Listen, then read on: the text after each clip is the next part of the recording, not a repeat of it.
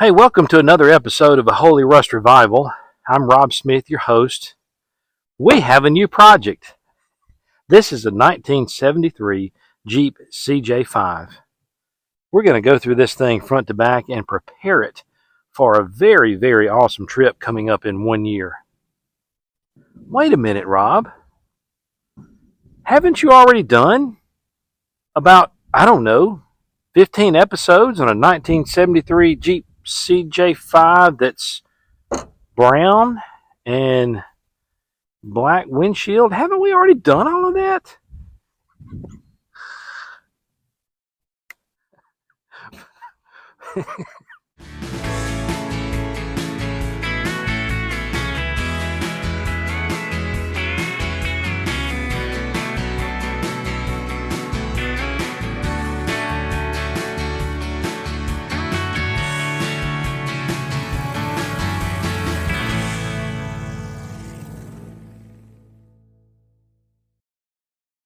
What are the chances that I would be scouring Facebook Marketplace and within my decent driving range find another 1973 Jeep CJ5 that is only about 4 months apart from manufacturing of this 1973 Jeep CJ5? Both the same color. Windshield. Did you know that the windshields came black back in 73? Same options, same roll cage, same everything throughout, and basically unmolested for 50 years. How amazing is that? Just the fact that this Jeep is not all cut up, neither this one, is a testament to some folks who were purists and took very care of their Jeeps. Why does he need two Jeeps, you might ask? Why not?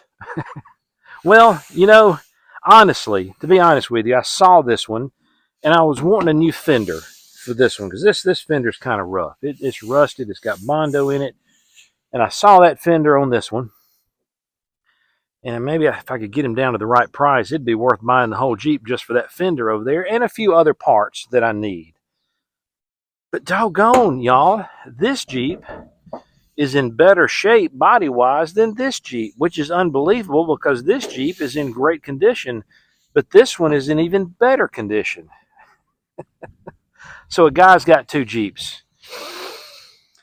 What's he going to do, you ask? Well, here we go.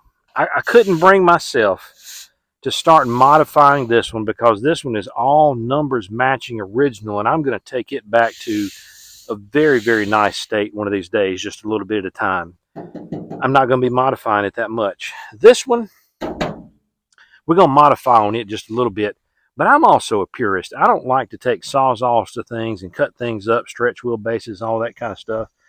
I'm going to do what's called a resto mod on this one. And it is now July 2025. In August of 2026, going to the Rubicon Trail in California and tearing it up. Well, tearing the trail up. Hopefully not my Jeep, but there's a possibility there. So here's my plan.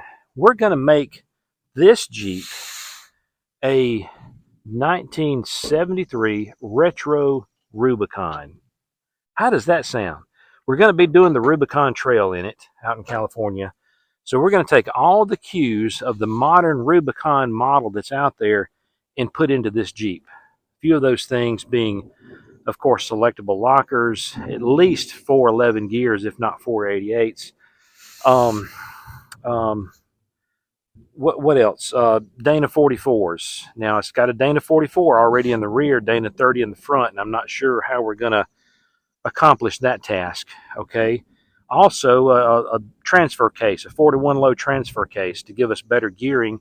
And I'm looking at another transmission like a NP435 that's going to have that granny low in it. So this Jeep is going to get ready for the Rubicon Trail, and we're affectionately going to name this project Ruby, because retro Rubicon is just too hard. That's just too many words to put in your mouth. And then at the end of the video, I'm going to highlight everything we're going to do to this Jeep and determine what the first things are going to be.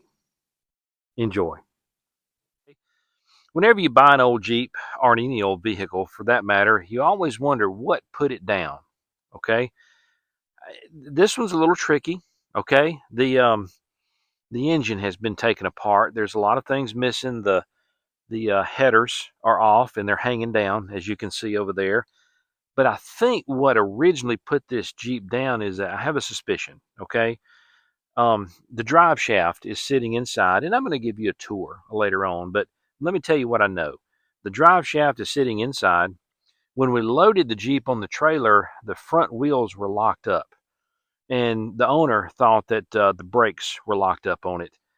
I had a different suspicion because as I was watching him push the Jeep onto the trailer, I could tell both wheels were wanting to spin, but they were being, both of them at the same time were being pulled tight. And all of a sudden they would break free and then pull tight again, break free. What that is telling me is the ring and pinion in the front end is bad. And he received the story from the previous owner that a young son or grandson or somebody was driving the Jeep and they broke the drive shaft. Well, the drive shaft is not broken. It's sitting there. It's perfectly fine.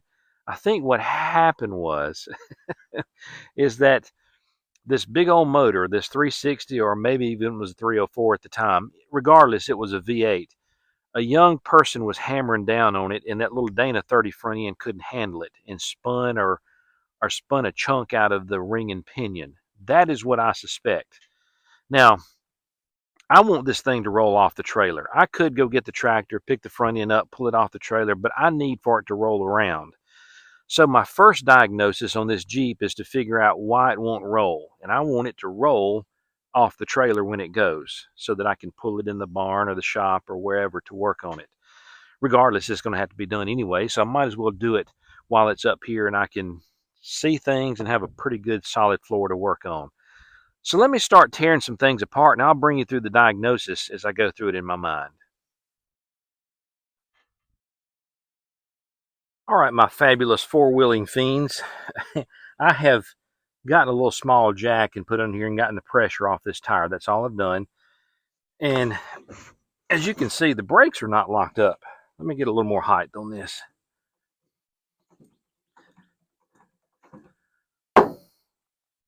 If it were locked up brakes, I couldn't even spin this at all. But see how it catches? I mean, it's caught right there. Oh, there's something chunky going on in that front end. Let me back it up. And then it gets to a point right there. It's stuck again. You see that? That tells me ring and pinion. All right. This Jeep has come equipped with a drive flange on it. It does not have a selectable hub on it. So I'm going to go get my impact and pull this flange off. And I'll just about guarantee you that when I do that, this tire is going to spin freely. I'll be right back.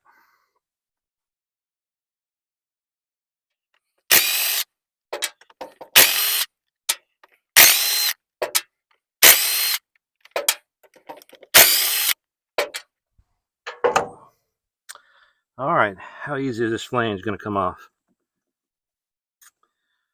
Well, you can already tell. Look at that. Look, all I did was take the bolts out of that flange, and now that tire is spinning freely. You know what I'm going to do? I'm not even going to take that flange off. I think there's a spring clip back behind this little dust cover. But that dude's rolling. So I am going to put these bolts up in a safe place. And we're just going to let that be. We'll do that to the other side. Then what do you say you and I peel the cover off of that differential and see what falls out? How does that sound?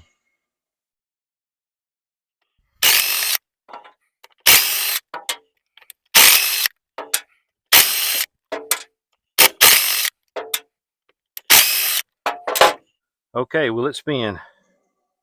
Yep. Freely. But the flange is not moving.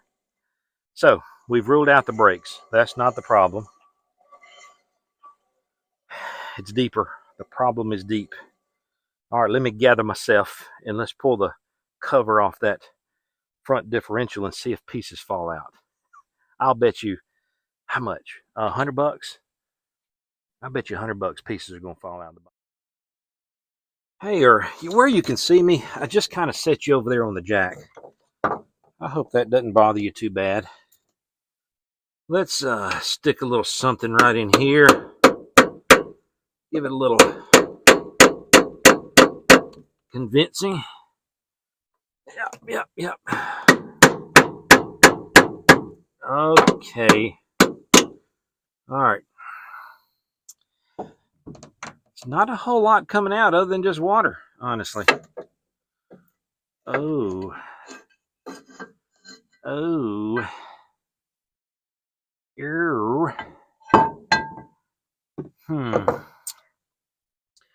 Okay, are you ready? Let's see what's going on up in here. Woo! It's rusty. There's chunks that fell out. But what fell out? That feels like metal. I was expecting to see teeth broken off, but I don't necessarily see that. Huh. Okay. Well, I don't know. That is metal shavings. Dirt. Oh, that's a lot of metal shavings. All right, here's what I anticipate. I think the bearings, the carrier bearings, are 100% shot. Huh. Yep. It's not blown apart like I thought it would be. So that's good, I guess. But I think water and, I mean, those shavings go way back in there. There's just so much junk in here that I bet the bearings, the cone bearings behind this right here are just completely frozen up or are gone. They probably are gone. Thus, the reason that won't spin very well. I need to reach around there and try to spin the pinion, but my hands are dirty. I'll get my camera dirty. All right, let me switch around here. Reach around. Try to spin the pinion. There it goes. Okay. I feel it. I know now what's going on. I can feel it up in the pinion. The pinion bearings are shot, is what it is. I can't say that the gear teeth, other than just being rusted, look bad. But that pinion will not spin freely. That's what it is, y'all. It's the pinion bearings. Sorry about this. It's just hot and nasty under here today. You see the pinion right there? That has bearings up in here in that housing. Those bearings probably sat in water. And when they got showered down on, and apparently there's no oil in it. So it could be that whoever was running this thing was running four-wheel drive without any oil in here. I mean, there's none. No oil dropped out other than just water. So there you go. There's a sign of a badly maintained front differential. I've seen worse, but I just can't remember when. I'll get you down in there. Can you see all that? All of that is bearing material. And that's just going to have to require a complete overhaul. Complete overhaul and new gears. And I'll talk more about that later.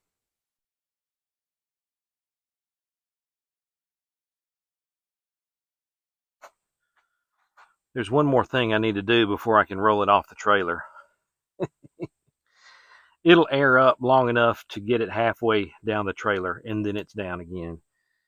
These are old buckshot mutters. You know, they call them the feed store specials back in the day, the co-op mutters.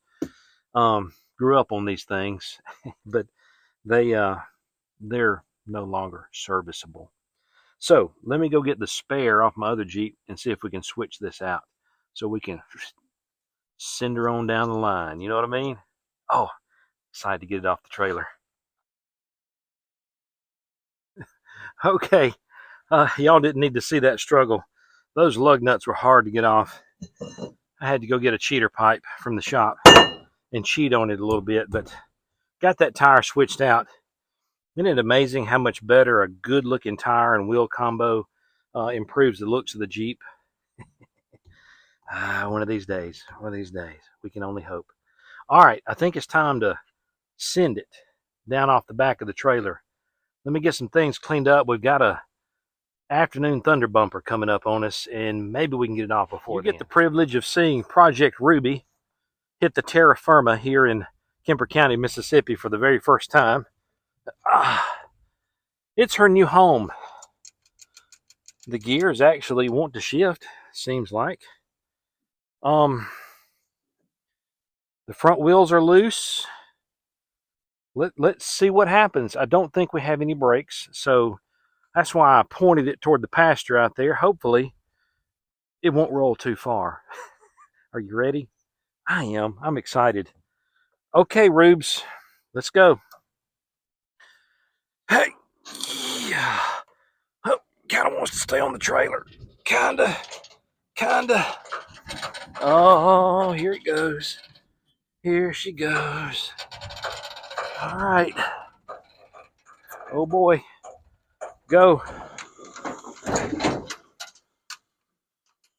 Man, she rolls good. Actually, oh, look, Kip wants to go riding already. Kip, it doesn't have a motor yet there, son. I know you want to get in the Jeep and go, but you're going to have to wait. That one, we're not ready to load up on. Okay. Well, I'm glad that was very lackluster. You know what I mean?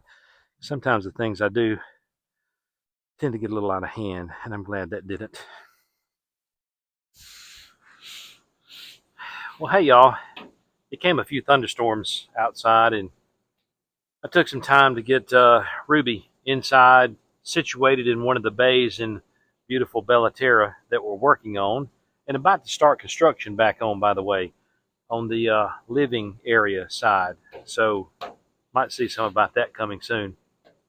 But this is one of the bays that I will ultimately have as one of my project bays, and the bay that you're sitting in over here will be a place for a two-post car lift. Oh, I can't wait for that. Anyway, you're not here for all of that kind of stuff. So yes, I got the Jeep in. I inventoried all the parts in the back. I didn't bore you with all of that. Oh, let me show you my favorite thing. I found some glasses. Don't you like my glasses? I can see better with them. I don't know. Anyway, so I found some things. I think I'm going to take my glasses off. A York AC compressor. Now, a CJ, to my knowledge, never came with air conditioning. It might have had. I don't know. Correct me if I'm wrong. But this came off of a motor that came out of a Jeep Wagoneer. And I'm glad I've got all the brackets and everything to attach it back to that engine. And I'm going to convert that to a AC compressor, air compressor, to have compressed air on the trail to let tires up and down and run air tools and that sort of thing if needed. Found the pulley, the water pump pulley for the engine, alternator, fan, front drive shaft, and it's completely perfect and fine. Tube of grease, nice, and vice grips. That's going to stay in the Jeep, by the way. Found a working lighter. Look at that. Man, we're in high cotton. Found all kind of stuff. Oh, there's the half-inch wrench. You know, that's the one that's always missing in the toolbox. I guarantee you somebody went missing that one day, and there it is. It's kind of rusty, though. All right, let me get you off that tripod and get you in here. Look at Kip. Kip's ready to go riding. He just lives for a ride in a Jeep. And you're ready, aren't you, bud? Are you ready? Oh, he's going to stay ready. Kip stays on ready.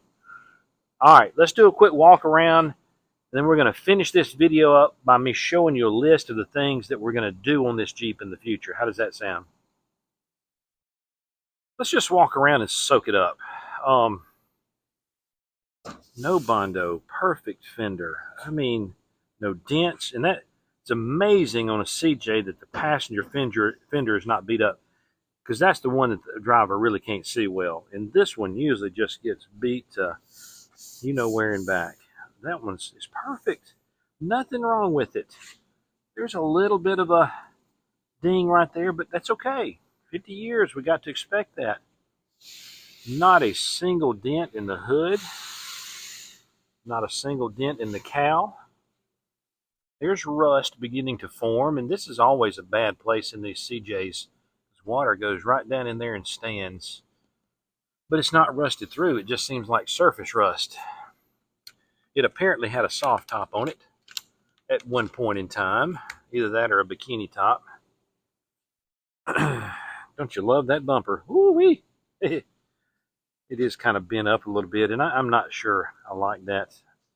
And when it comes to the Rubicon, we're going to need a better approach angle. I do want to protect the fenders, but that's going to get hung up. Oh, what do we have here? A hairbrush. It's kind of falling apart. I think we'll not use that. Driver fender. Just as good as the passenger fender. No issues, not even a dent down here. Good cowl. This is one of the worst places on these old CJs. This place tends to rust out, and I'll show you why.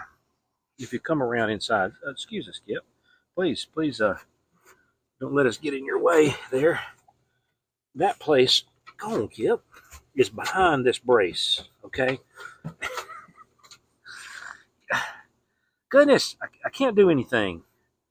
The dog just loves me too much. Wow. Okay, so that's behind that bracket. And moisture gets trapped between those two places, and that's the first place to rust out. Look at this. There's a little bit of a dent right down here. That's to be expected. No rust through, no Bondo, just solid steel. The dash is not even cut like that other Jeep is. It has the original holes for the gauges, which is absolutely amazing. Original steering wheel. Look at this. I mean, it's still intact. Original steering wheel. It's got a few cracks in it, but I understand that this can be fixed, and that steering wheel will get fixed. The windshield has the infamous white stuff where water gets down in those seals, and then it gets up in between the layers of the glass, but that's understandable. Look at the floorboard in this Jeep. There's one hole, one major hole, one right here, and then right behind Kip's hind end. He's not going to move, but there's a hole right back there, enough to stick 2 or 3 fingers through. You don't mind us, Kip. Look, this is your Jeep. I understand. We're just in the way, and we'll get out of the way in a minute. The worst part on this whole Jeep is back here. The bottom of the tailgate. That is the worst part. The top of it's good and fine. It's just down in that bottom lip where water has caught and just stood there and rusted out. So I'm not quite sure what I'm going to do there.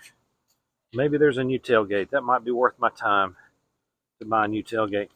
This is something else. I've never seen one of these old CJs that have the original backup lights. Move your noggin. The original backup lights, they're still on there. Perfect. Perfect. Got a little indentation right here. It's okay. It's okay. No rust. No rust. This side is not even rusting where that bracket is. You see what I mean? You see what I mean by this Jeep being in extra good shape? It is unbelievable. Now, one of the telltale signs in these pre-75 Jeeps is this toolbox. There is a toolbox underneath the passenger seat. And there's always never a floorboard in the toolbox. Look at that. I mean, there is surface rust, no doubt. It needs to be treated and taken care of at this very moment, but the floor is still solid. This lip usually rusts out because water sits down in here, but it's not rusted through. No, Kip, you can't get in there. The lid is usually rusted really bad. It's okay. Now, the biggest hole in the floor is right here. And that can be patched very, very easily. Shifter shifts fine. Transfer case shifts in and out just fine. I don't know. I continue to stand amazed at the old thing. All right, let's pop the old hood here and look underneath. Well, this might be where you say, okay, Rob, it just went downhill fast. I don't think so. I really don't. This engine is a 360. The CJs only came with 304s. The 360s and the 401s and whatnot came in Jeep Wagoneers and in other Jeep products.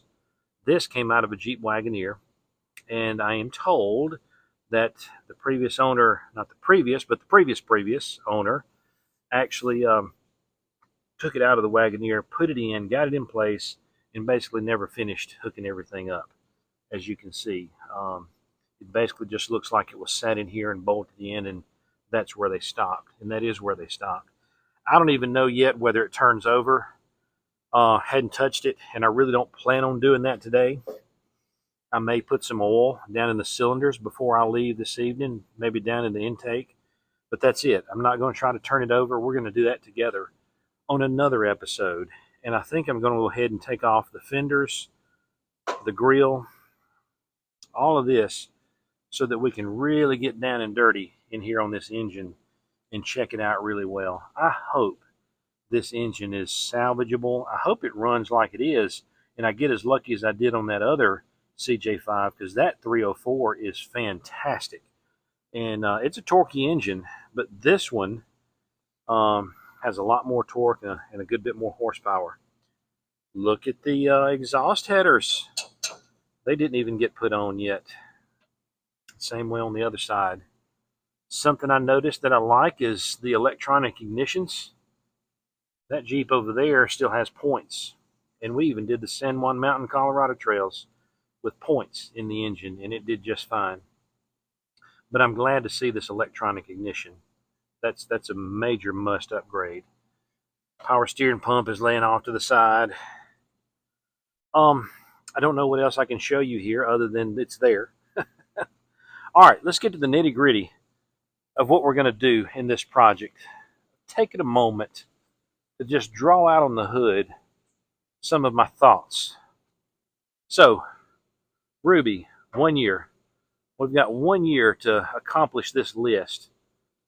But number one up there is FI, stands for fuel injected engine. What I mean by that is I hope this engine is running, okay?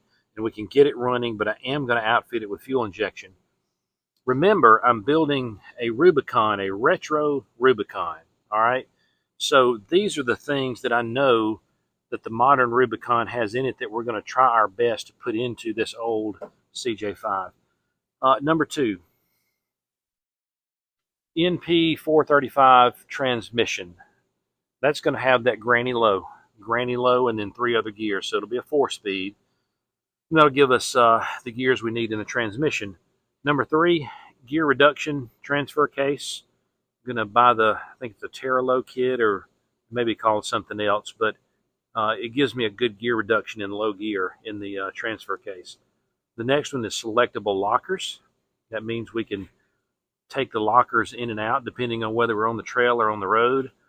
488 gears. That's where I am now, unless I calculate a little different with that NP 435 transmission in the future. Dana 44 front and rear. Already have it in the rear. I need it in the front. So if anybody has a Scout 2 front end, I need that. I need that because it's almost a direct bolt in these old CJs. YJ springs, they're wider. They'll give me more stability, and I just think I need to do that. Skid plates. The Rubicon model that you buy from the factory has a lot of skid plates underneath, and we need that. Roll cage, winch. I would love to do a Warren 8274 winch on this thing because it's just retro and it's a strong winch. Power disc brakes and yeah, disc brakes. So the old Jeep is going to be in timeout. I've got to go home, get out of trouble for having bought another Jeep.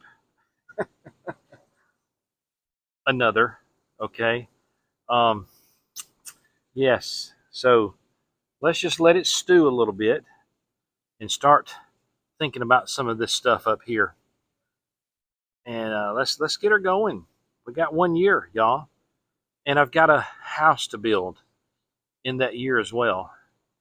So the next thing we're going to do is start on this second floor up here and get after it. But I can almost live here. Look, I got my griddle, got my Pepsi machine set up, a freezer right there. Let that weather cool off a little bit and I'm here. Well, y'all, thank you for watching this episode of A Holy Rust Revival.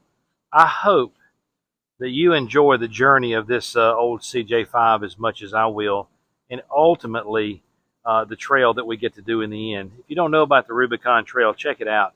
It is probably the most ultimate trail in all of the United States. I mean, it must be to have a Jeep named after it, or a Jeep model named after the Rubicon. It's one of those trails that once you engage, you're engaged for about 2 or 3 days once you get on it. You don't just turn around and go to the hotel and spend the night. You camp, you just get in it and go after it. So that is going to be a very fun experience in the future. Now, I'm nervous, but there have been a lot of people before me that have gone through that trail in some of this nice old steel like you see right here. I think it'll be a hit on the trail.